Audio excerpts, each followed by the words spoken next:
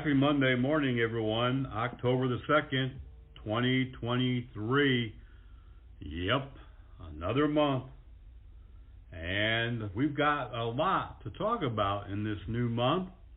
We've got weather, stormy weather, that's affecting our private officers and public officers alike. We have some violence, including 2 murders of security officers this past week, and a number of others who were injured and shot, one stabbed, and so much more that we really need to talk about today. I'll tell you right off the top of the show here that our subject matter today is pretty important as well. And we're talking about, are you ready? Are you ready? As we look across the country, in every state, and especially in the metropolitan areas, everyone from businesses to schools to churches to residential communities, business associations, and even law enforcement themselves are turning to private security and private law enforcement. We've been talking about this for at least 3 or 4 years now, but it really has been coming on for quite some time, much longer than a few years. It has been escalating, I would say, over the last 6 or 8 years, 6, 7, 8 years, and definitely since the Minnesota riots and the nationwide protests and riots. Nobody wants to be in law enforcement, and we're seeing that also bleed over into private security now more than ever. Many people don't want to put a uniform on. The military also having a extensive problem recruiting. We're still a volunteer military, but I believe, as I've been saying for quite a while now, that will probably change. If people don't want to volunteer to serve their country and protect their country, then what's going to happen is they'll begin to draft them. And I know many people back during the days of Vietnam refused. Some were charged with federal crimes. Many protested, and that may even be recreated if we go back to a draft. But today we're going to talk about, are you ready? Because everyone, every business, residential community, and so on and so forth needs security and law enforcement. And if law enforcement is not there, then they have to turn to something similar, which is the private security industry. And as I've mentioned also over the last few years, no time in my many years on this earth do I remember when so many people were calling private security companies, and not just physical security companies, but they're also calling electronic security companies to install cameras or more cameras. If not physical security, they at least are going to have some type of electronic surveillance, motion sensors. More lighting is being put up. Talk to somebody in the lighting business, and yeah, more and more companies are lighting up their business like Christmas trees at night. Maybe that will, eliminate some of the crimes in their area or on their property. But this is definitely a big time for private security, and I just don't know if we're really ready altogether. And there are many law enforcement agencies that are hiring civilians to patrol, to be community service officers. There are a number of states that have private police officers. We've talked about this as well over the years.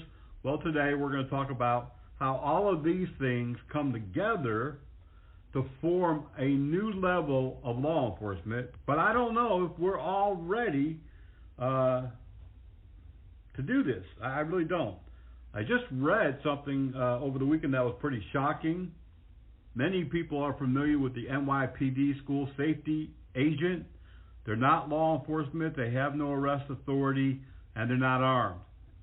But, and this really surprised me, I knew that they had an academy.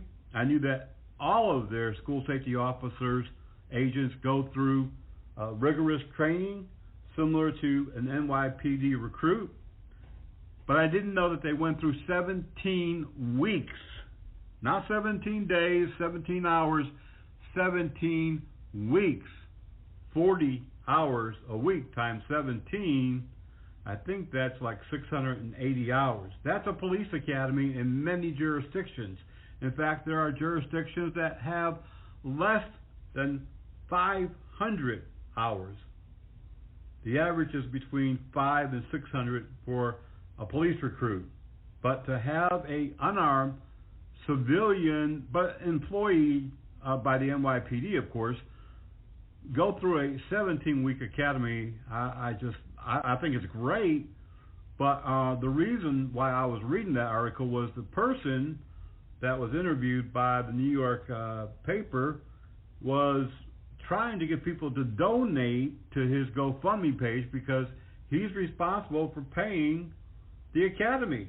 And he's responsible for paying for some of his uniforms and some of his equipment.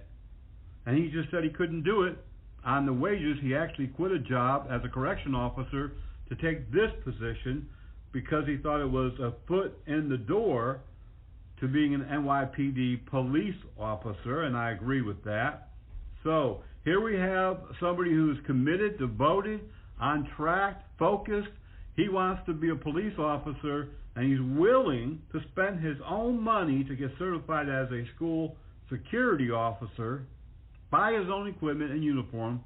Even though there's a stipend, there's still quite a bit of stuff that has to be paid for personally.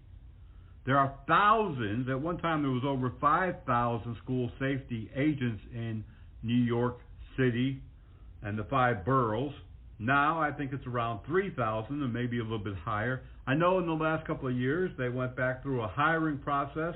This is after many police departments took their officers out of schools. SROs were taken out because of, bad publicity and the riots and so forth. Well, many are restaffing those positions around the U.S.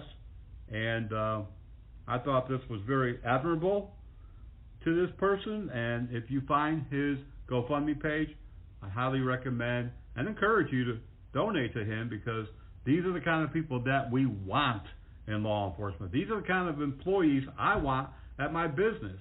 Those who take initiative, those who's willing to pay the price, whatever it might be, even if it means, eating McDonald's every day or fasting to pay for what it is that they want. I wish I had about 10 or 15 of him. And, donate if you find his page. We're going to be talking about how many electronic devices, private policing, private security, civilians. I'm even going to tell you about a police department that recently started. This is a large police department, by the way.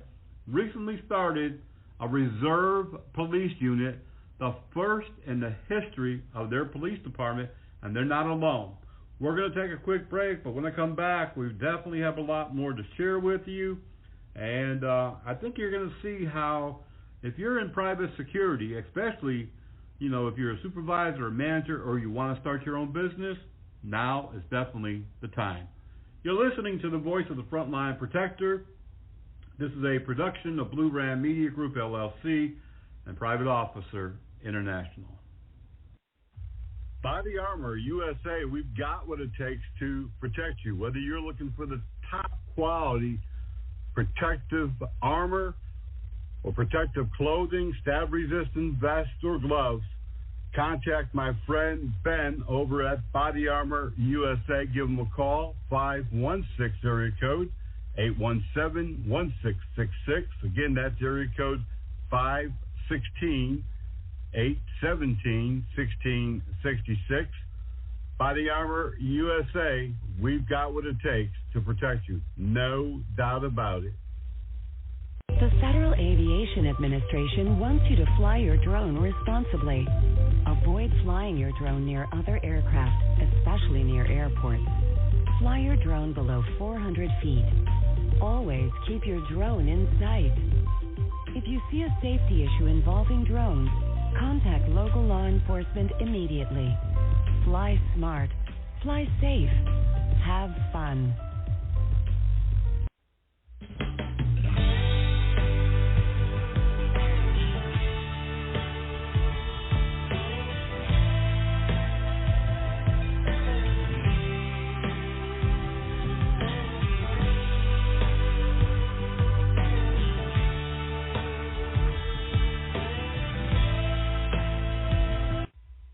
Tonight we're hearing from a private security group that's seen an increase in business. Good evening, everyone. I'm Rod Carter. I'm Angela Taylor. Thanks for being here. This follows recent public safety concerns expressed by several downtown Raleigh business owners.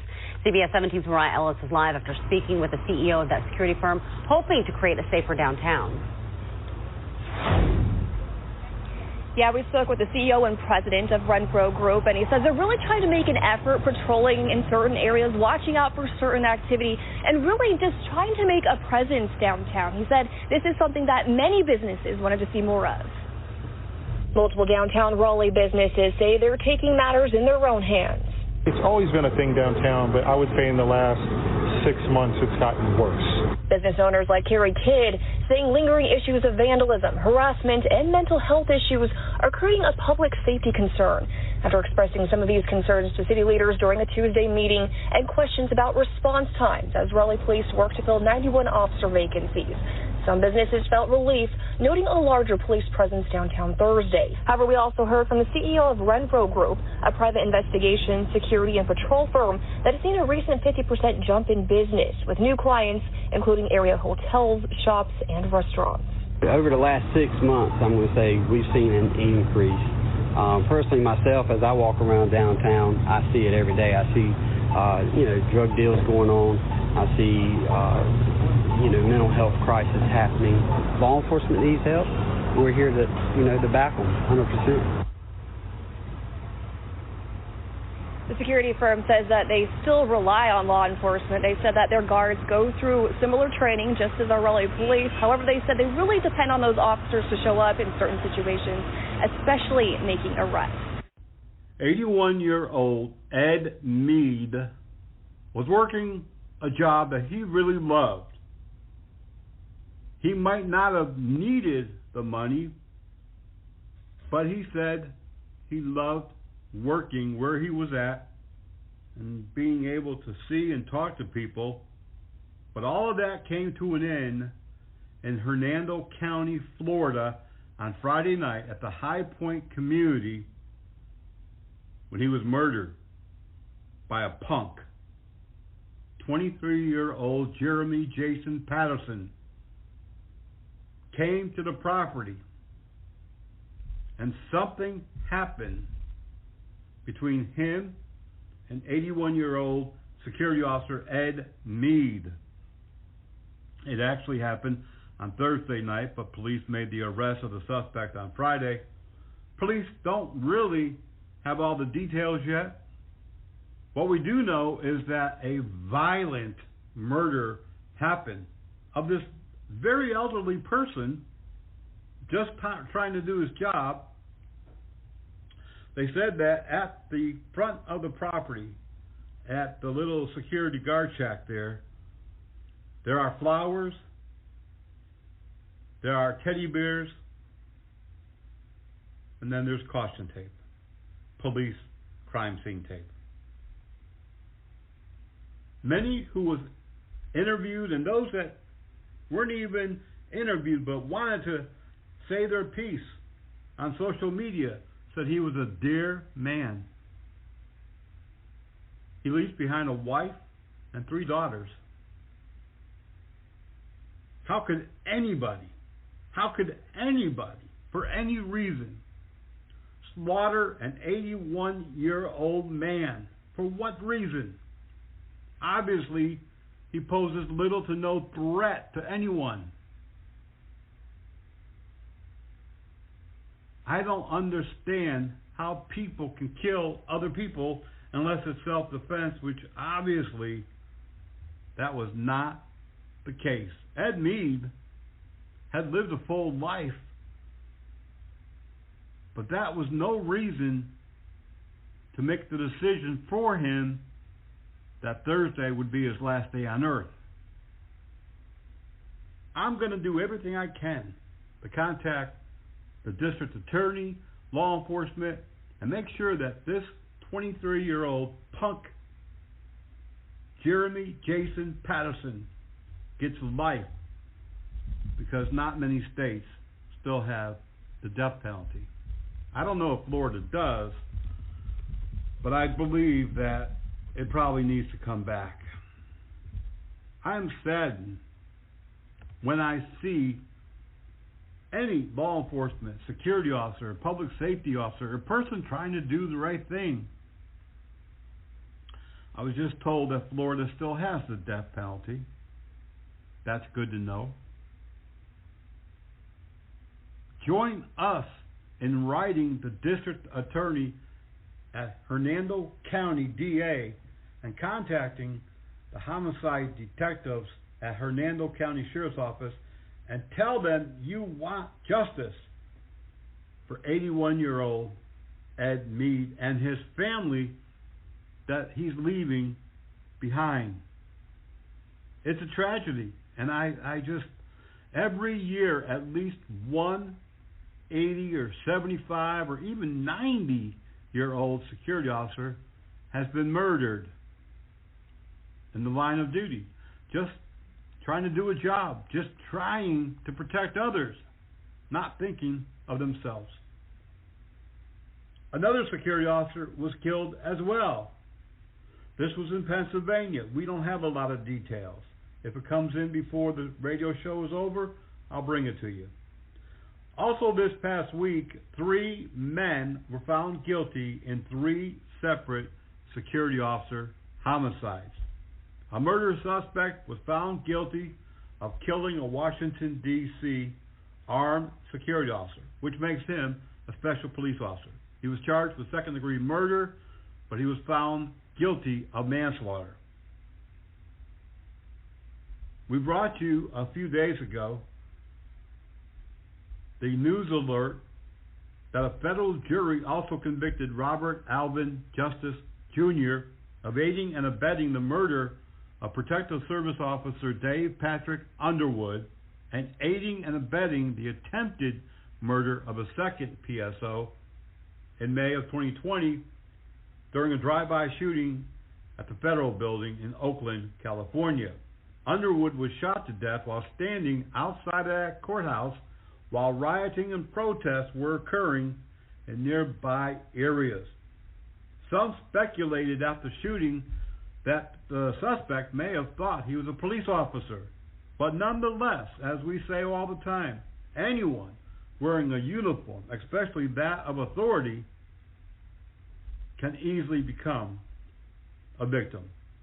A 26-year-old man this week was also found guilty of murder of a 23-year-old security officer during a carjacking in Maryland. During the trial, which wrapped up with a verdict on Tuesday of last week, Assistant State's Attorney Daniel Kim maintained that the killing was premeditated, that Desmond Mava, 26, had watched the security officer for quite some time before killing him. In fact, evidence shows the suspect left his home, took a bus, and went to an apartment complex in Riverdale Park, Maryland, that's in Prince George County, and then watched the security officer working, sitting in his vehicle, and then pounced on him, killed him, and carjacked him. Prosecutors say it was an ambush murder. It was nothing short of premeditation. He shot the security officer in the face and the head, killing him, and then stole the vehicle. The suspect will be sentenced later in the next few weeks. The security officer died when he arrived at the hospital. We brought you similar information about several other homicides last week and the week before. There's been at least a half a dozen trials just in recent months of homicides of security officers, and thank God that they were all found guilty. If you don't think that working in private security, private law enforcement, is as dangerous these days as driving a police car or walking a police beat, you got a different thought coming, because I can tell you firsthand, in my own experience, just in the last 13 to 15 months, I've had to pull my weapon a number of times and threatened to pull it a number more. And I know of others in the security business who have had deadly force incidents. And it's going to get worse.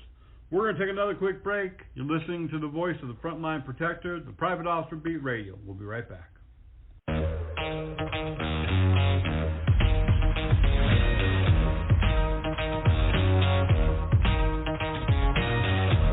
It's a very simple thing. It only takes 2 seconds. We all know we should do it.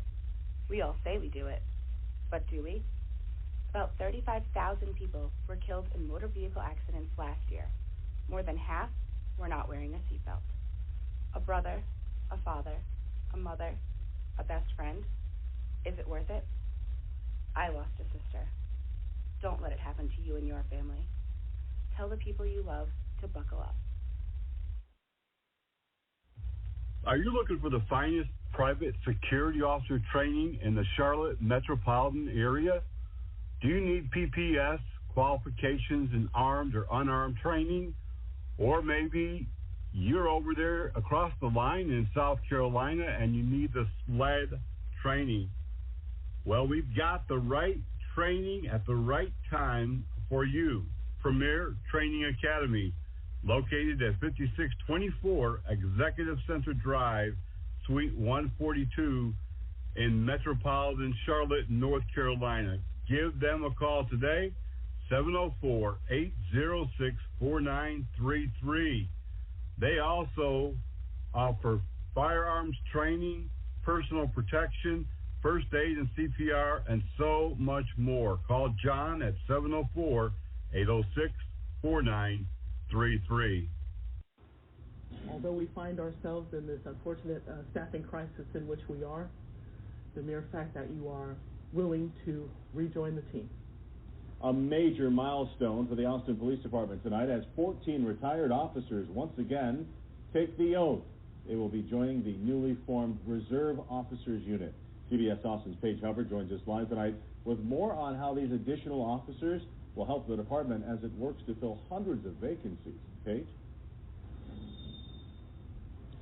Well, this is the first time the Austin Police Department has ever rolled out a reserve officer unit. So today is really of historical significance for the police department. And although these officers are no stranger to APD, they still had to undergo 60-plus hours of training before they were brought back with a warm welcome earlier today.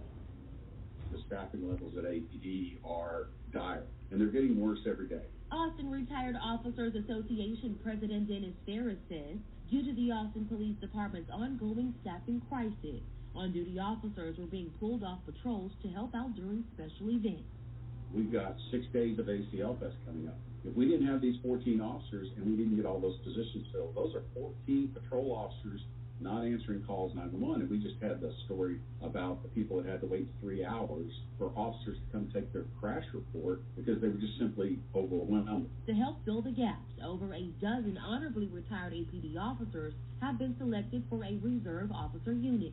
They will only aid APD at barricades during special events. This includes traffic control assignments. Congratulations, very first reserve officer class. During their swearing-in ceremony Friday, Interim Police Chief Robin Henderson beamed with excitement as she committed the officers' rededication to protect and serve. Even in the midst of these challenging times that we find ourselves in, your rededication to law enforcement, your rededication to serving our Austin community, the rededication to your teammates. Thank you so much for stepping up in a time of need.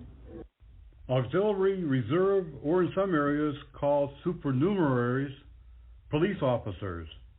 Some areas, they are civilian with no law enforcement authority and unarmed. In other areas, these volunteer police officers are the same as any regular police officer, go through the same training, are armed, and have full police authority when on duty. LAPD and New York City Police both have very large contingencies of auxiliary and reserve police officers, but the big difference, and they're both huge cities as you know, but the big difference is New York City, they're unarmed with the exception of less lethal, and they have limited authority, while in California, reserve officers who complete the post academy, the police officer standard training academy, they often have full law enforcement authority, some on duty and some on or off duty, and carry all of the same tools as any law enforcement officer. I myself and many folks that I know who are in or have been in law enforcement got our beginnings with similar programs. I started off as a police explorer and then went in to become an auxiliary police officer, as did my brothers and my cousins. So that's how many people get involved in law enforcement. It gives them the opportunity to see what policing is all about, what the job duties, responsibilities, and everyday work is all about. They get to see really the good, the bad, the ugly, and everything else in between. Over the years, auxiliaries and supernumeraries or reserves have been used for everything from directing traffic at accidents to patrolling business areas to being at special events, you name it, and they have done it. Now, there was a time when many of the auxiliaries and reserves began to diminish after some communities did away with them because they thought they were a risk, because they didn't have the academy training that full-time officers had. It was an insurance risk. Some insurance companies wouldn't even cover them when they were on duty. In 2013, according to the Department of Justice Bureau of Justice Statistics, there were about 30,000 unpaid reserve and auxiliary officers. In 2020, there was almost 40,000. Even though some departments eliminated them, others increased their manpower. They knew that it worked. I have several friends who are reserve officers in Tennessee, Florida, and Alabama, and they all love it. Some of them are accountants, attorneys, teachers, mechanics, and so on and so forth. Even though they're doing the same job as a paid officer, they're making a big difference in their community, so they love it. Right now, over the last 4 or 5 years, because of the decrease of full-time police officers, many police departments have reestablished their reserve and auxiliary units. They have varying degrees of use. Some agencies are using them as a second man in, meaning that they ride shotgun with a full-time on-duty officer, and they're carrying firearms as long as they qualify with them. Other departments use these unpaid officers as the eyes and ears, much like security, to patrol through the towns, business districts, shopping centers. They do some of the work of also community service officers. They sometimes write parking tickets. They respond and direct traffic at accident scenes. They even occasionally, as some departments, take incident reports and non-criminal activity response. But all in all, whether they are sworn law enforcement or unpaid, unsworn auxiliary/reserve, they are filling in for all of the vacancies of the full-time officer. This is great. Communities should get involved with law enforcement. They should understand what policing is all about, what's going on behind the scenes, not just what they're seeing hyped up on some social media or news platform.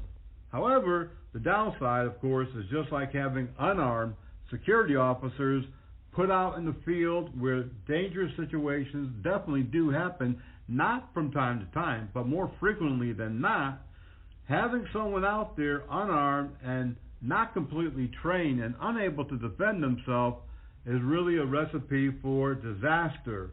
On one hand, I am all for it, but on the other hand, it can be very sketchy and problematic and very dangerous. Of course, these volunteers, they know it. They are out there in the thick of things. Like I said, many ride with law enforcement, many respond to calls, and so they're not living a sheltered life by any means, but yes, good and bad, just like everything. And I think you're going to see more and more departments really bring back or start reserve and auxiliary programs that they never had before.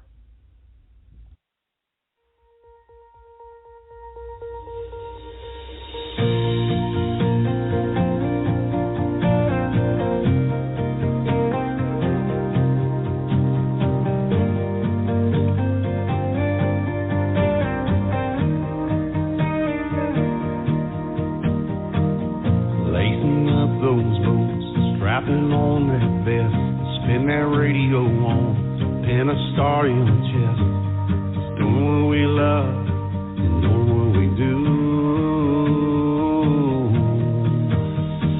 We kiss our family goodbye before we go. Crazy world out there, only the good Lord knows. If we take that last call, the cavalry will be there to hold that line where we fall.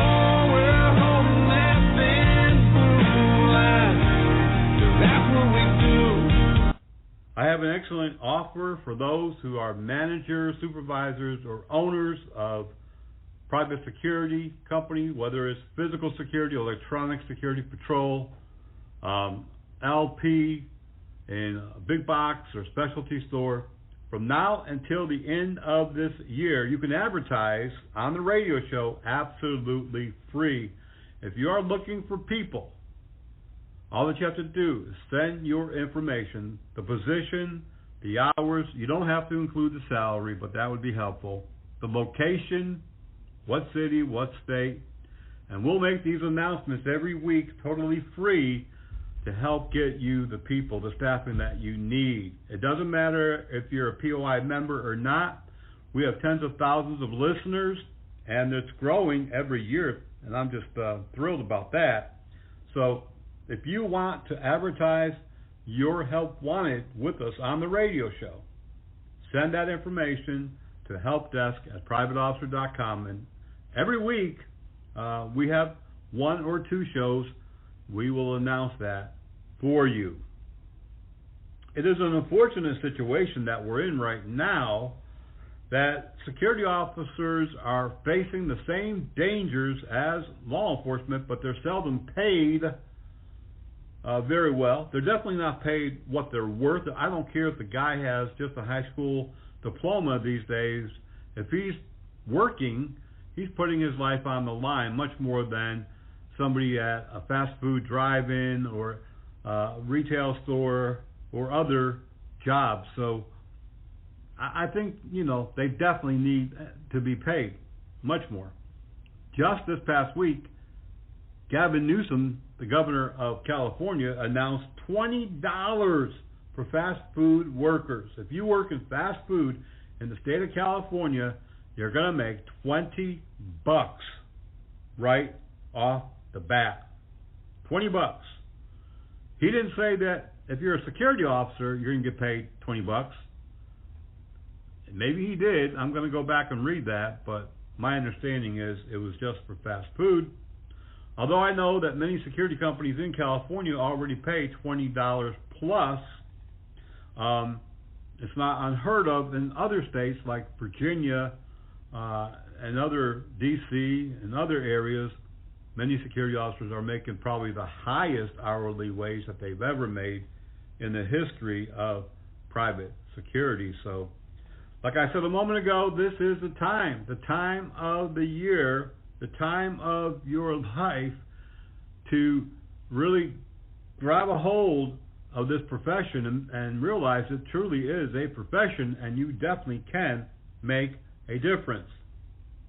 We just played that audio a moment ago about security patrolling in Raleigh.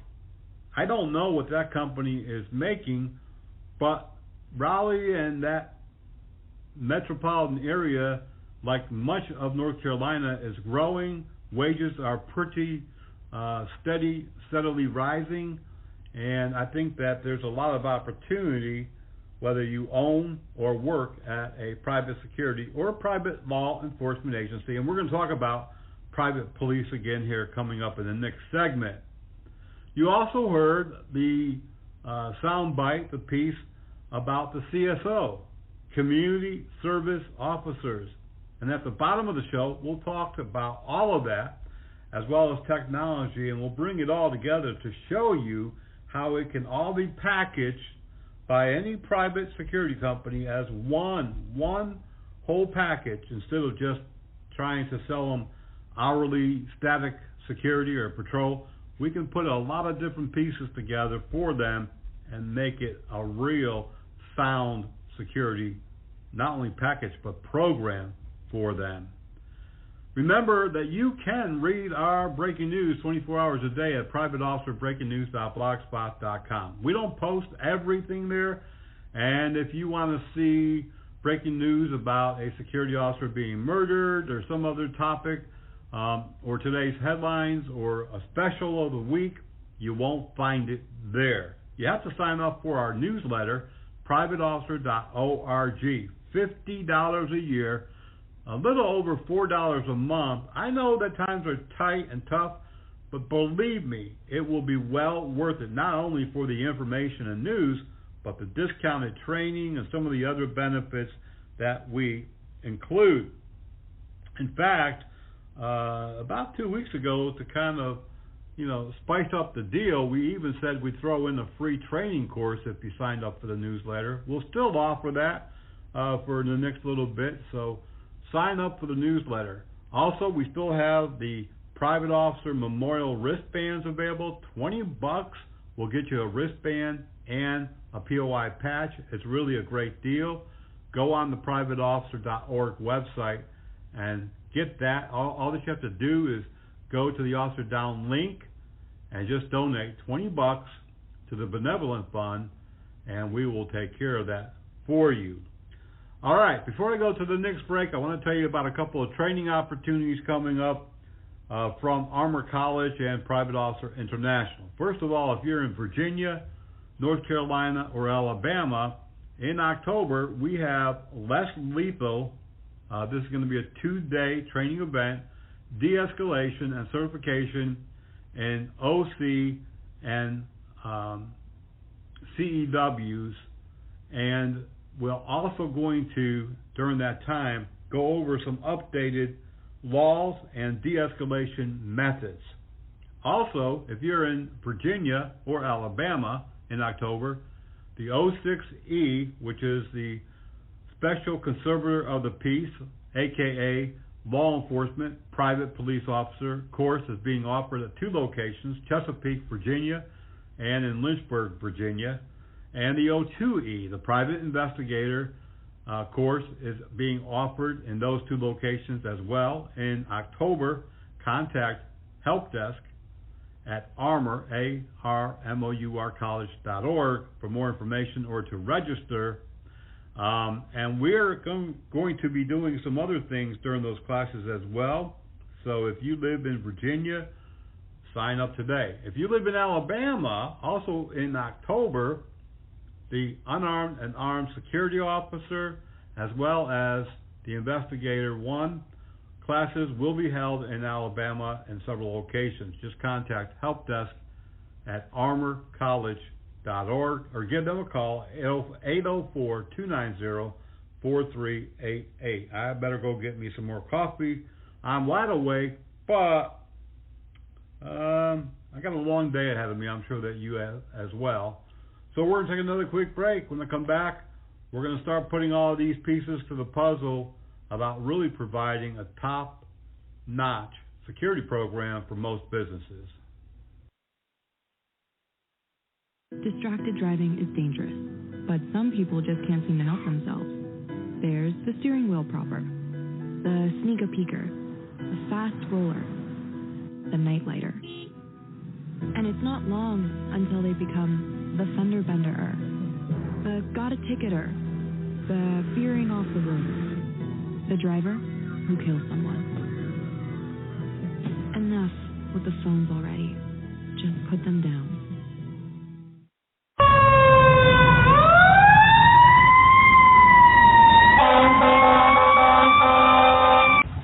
Across America and here along the Gulf Coast in Baldwin and Mobile counties, more than 75% of all firefighters are volunteers. They spend their time helping others. Around the clock, many of our volunteers respond from home, from work, and from the fire station. But just like businesses all around the country, it's becoming more and more difficult to recruit firefighters. If you want to truly help your community and make a difference, I encourage you to reach out to your local volunteer fire department here along the Gulf Coast or anywhere in the country and volunteer your time today. Unlike 20 or 30 years ago, volunteer firefighters are professional firefighters, professionally trained firefighters, and many times EMTs and paramedics. Please help your community, donate some of your time, and you'll not only make a difference, but you'll feel good about it. I know. I've been a volunteer firefighter, EMT paramedic, and law enforcement most of my life. Please reach out today, and thank you.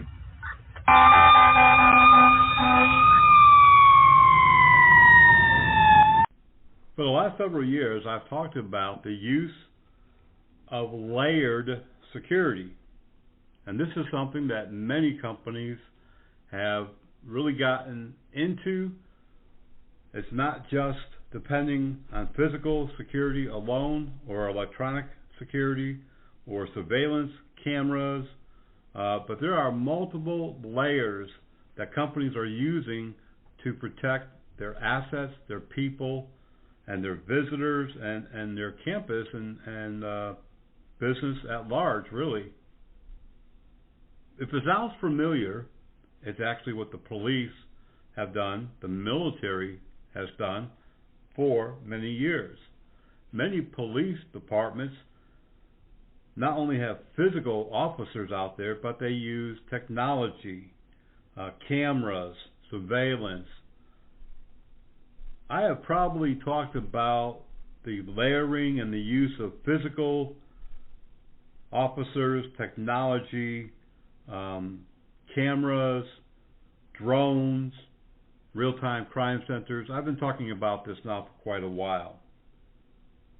I've come across a couple of security companies who have begun marketing some of these tools as an all-encompass package of security services, not just putting a body on a property, but being able to bring in other technology.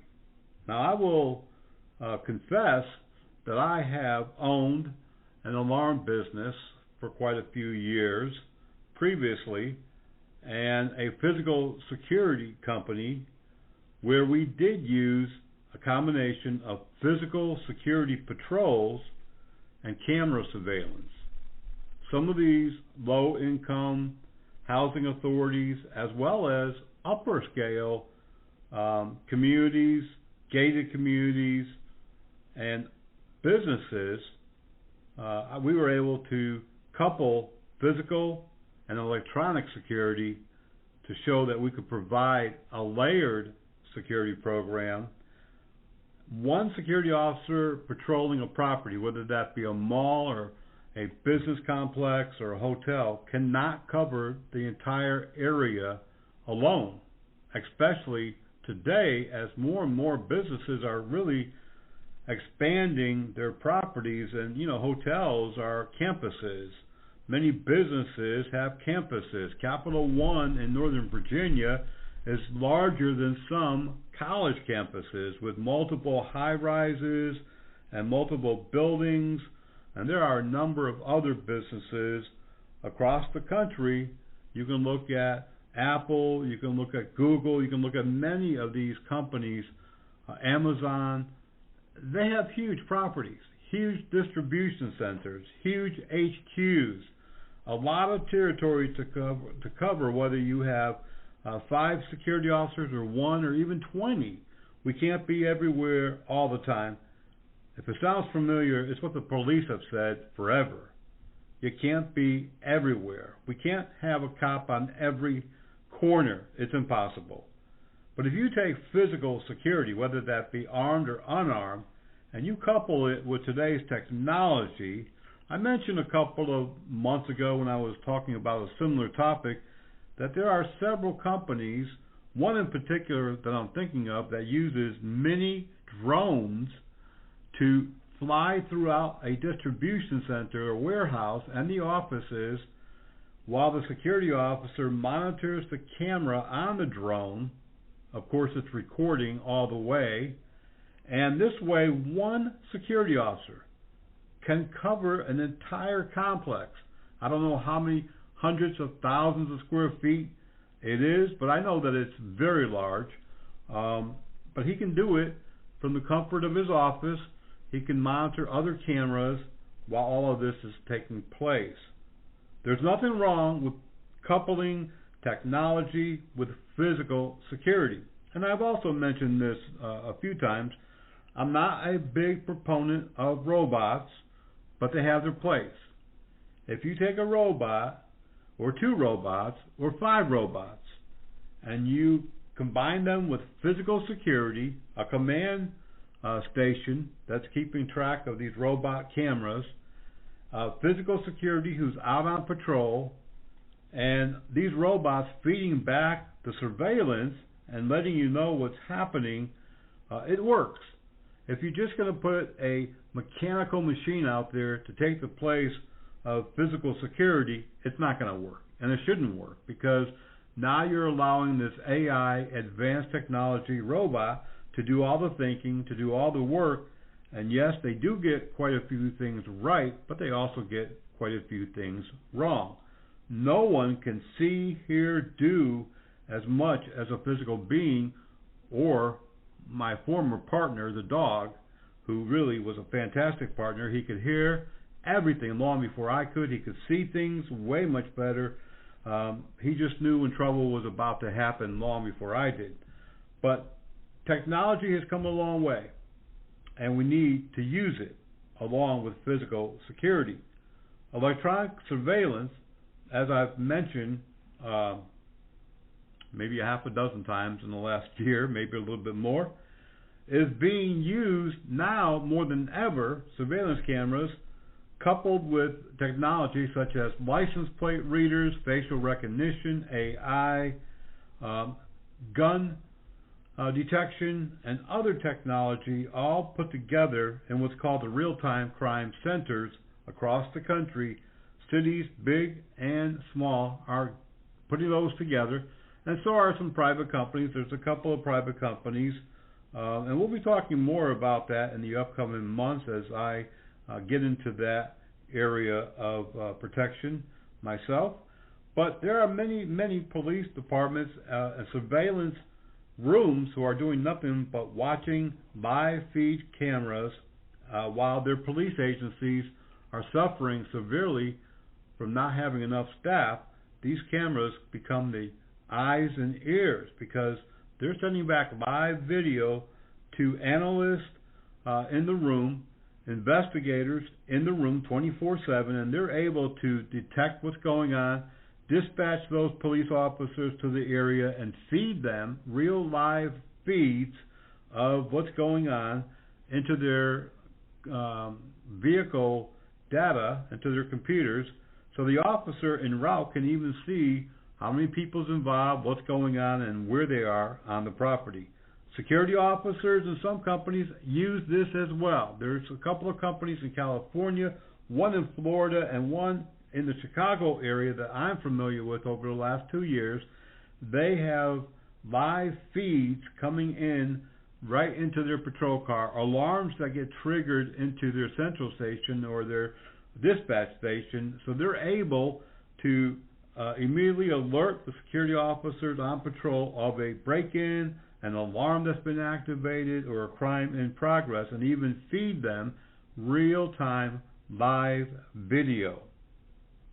There's a couple of software programs that also allow this type of surveillance in schools, where not only SROs, but also police officers responding to a fight, an active shooter incident, or other crimes at schools, they automatically get the live feed surveillance being fed onto their police car video so that they can see what's happening and where it's happening, which helps them to be more efficient when they arrive on the scene. They're able to get to that location quicker and know what's happening, and it's really a godsend.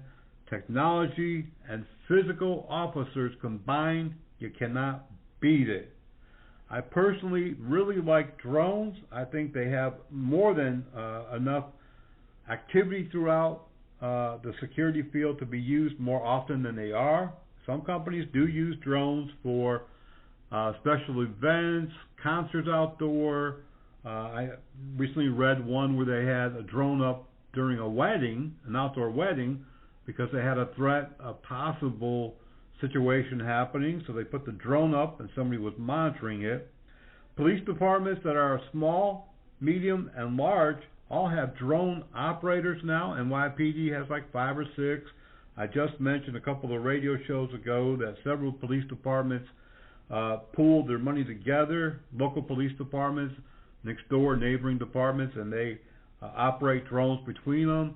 Drones are very effective not only to search for missing persons or suspects who have escaped on foot, but also to find evidence, to surveil areas that might be having a problem. Long before the officer goes in, they send the drone up, and there's a police department in California who has used it over and over again. During 911 call, they send the drone to the area. The drone monitors, sends back live video so the officer knows what's happening, and they know whether or not to send more police officers, or if it's a setup, or there's nothing going on at all. It helps to allocate their resources, especially in this day and time when staffing is just, well, really in bad shape. I mentioned to a friend of mine over the weekend that Virginia is suffering, even though that they've graduated several police academies in the larger areas. Many departments still have 100, 200, 300 officers short, and you're only going to see this worsen. That's why police departments are using technology to bring in back auxiliaries and reserves, or starting an auxiliary or reserve program. Dozens and dozens, I would dare say hundreds of agencies across the country have either begun using community service officers, CSOs, or have been using them over the last 3 or 4 years.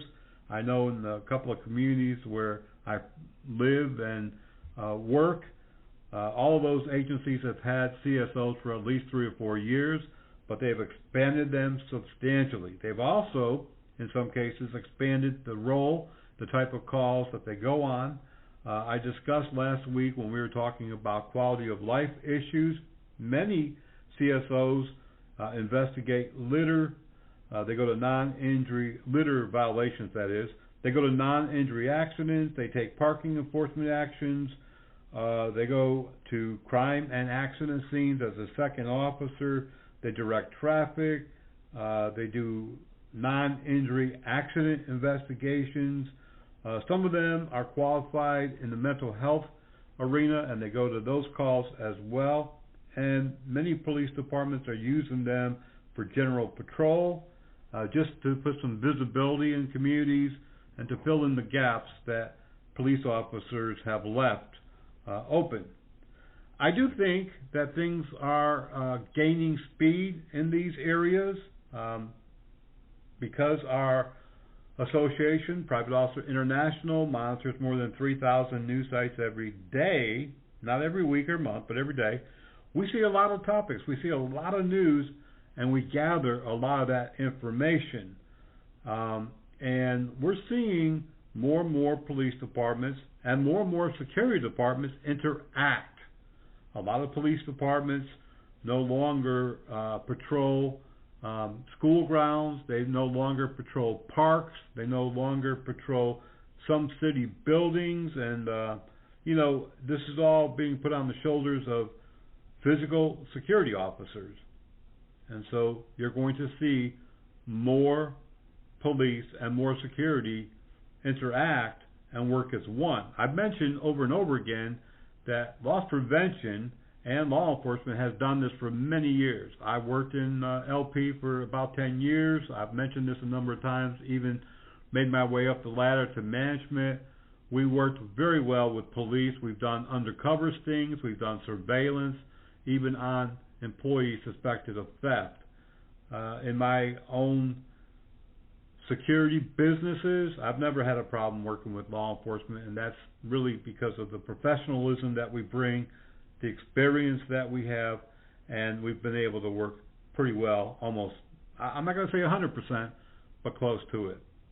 Physical security, technology, including electronic security surveillance, AI, LPRs, license plate readers, robots, drones, and real-time crime sensors are all part of the layering of physical security.